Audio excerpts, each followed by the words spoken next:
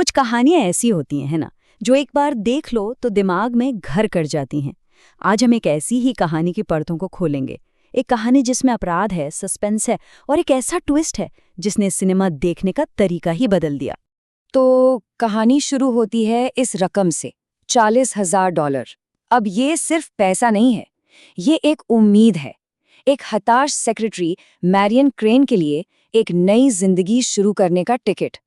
मगर ये टिकट उसे एक ऐसी मंजिल पर ले जाता है जिसके बारे में उसने कभी सोचा भी नहीं होगा। तो कहानी का जो पहला एक्ट है वो पूरी तरह से मैरियन का है।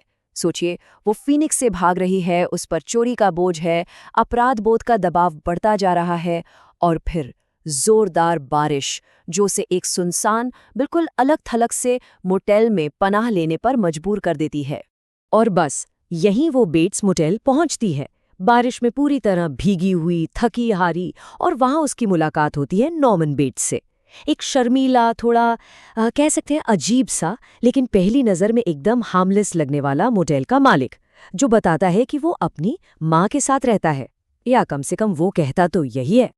दोनों के बीच जब बातचीत होती है तो नॉर्मन कुछ ऐसा कह जाता है जो मैरियन को अंदर तक हिला देता है। ये एक ऐसा पल है जहां एक अजीब सा कनेक्शन भी बनता है और डर भी लगता है। समझिए, ये आने वाले खतरे का पहला बहुत गहरा इशारा था। फिर अचानक मैरियन को पास वाले घर से एक बहुत ही परेशान करने वाली बहस सुनाई देती है। ये नॉर्मन की माँ की आवाज़ है और वो बहुत गुस्से में है। वो नॉर्मन पर चिल्ला रही है कि वो किसी अनजान लड़की को यहाँ क्यों ले आया। ये पहला पक्का सबूत है कि इस घर में कुछ तो बहुत गड़बड़ है। और बस यहीं कहानी एक ऐसा घुमाव लेती है जिसके लिए कोई भी तैयार नहीं था। जिस कहानी को हम अब तक फॉलो कर रहे थे वो एक झटके में हमेशा के लिए बदलने वाली है। ये सिनेमा के इतिहास के सबसे शॉकिंग मोमेंट्स में से एक है। मैरियन, हमारी हीरोइन, जिसे हम फिल्म का मेन कैरेक्टर समझ रहे थे, उसकी बेरहमी से हत्या कर दी जाती है। ऑडियंस की सारी उम्मीदें, सारी थ्योरीज सब एक ही पल में बिखर जाती हैं। तो अब सवाल ये नहीं है कि क्या मैरियन बच पाएगी, सवाल बदल गया है। अब सवाल है, आखिर मैरियन के साथ हुआ क्या? और यहीं से असली मिस्ट्री शुरू होती है। पूरा एक हफ्ता गुजर गया है, मैरियन का कोई अता पता नहीं। अब सीन में एंट्री होती है उसकी बहन लैला की और एक प्राइवेट डिटेक्टिव आर्बोगास्ट की। दोनों जवाब ढूंढ रहे हैं और उनकी ये तलाश उन्हें सीधा बेट्स मोटेल के दरवाजे तक ले आती है। अब देखिए, आर्बोगास्ट एक माहिर जासूस है। वो नॉर्मन के घबराए हुए बर्ताव को तुरंत पकड़ लेता है। नॉर्मन के झूठे जवाब, उसकी हकलाहट, ये सब आर्बोगास्ट के शक को और पुख्ता कर देते हैं। और सबसे ज्यादा शक तब होता है जब नॉर्मन उसे अपनी माँ से मिलने से साफ साफ मना कर देता है। सच का पता लगाने के लिए आर्बोगास्ट फैसला करता है कि वो उस पुराने डरावने घर के अंदर जाएगा, लेकिन अंदर उसे जवाब नहीं, मौत मिलती है। अब एक बात तो साफ हो जाती है, उस घर में एक जानलेवा राज दफन है।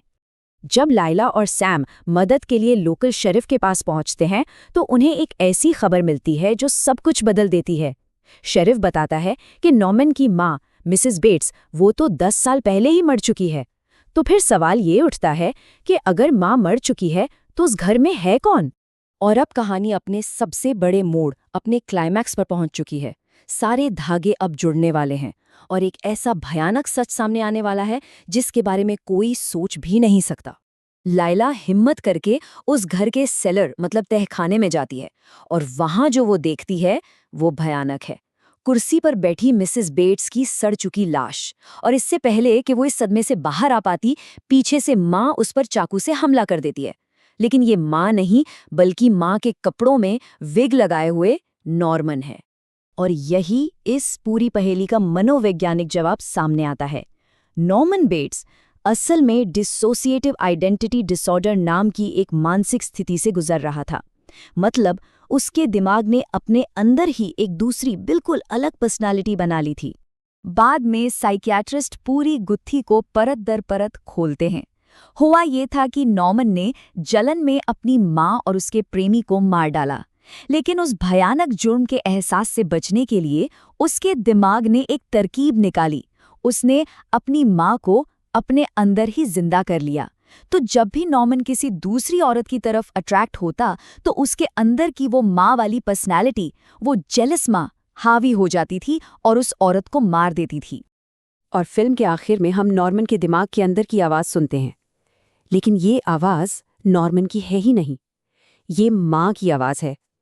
माँ की पर्सनालिटी ने अब नॉर्मन को पूरी तरह से अपने काबू में कर लिया है और नॉर्मन बेट्स का खुद का वजूद अब लगभग मिट चुका है। और आखिर में ये कहानी हमें एक बहुत ही गहरे सवाल के साथ अकेला छोड़ जाती है।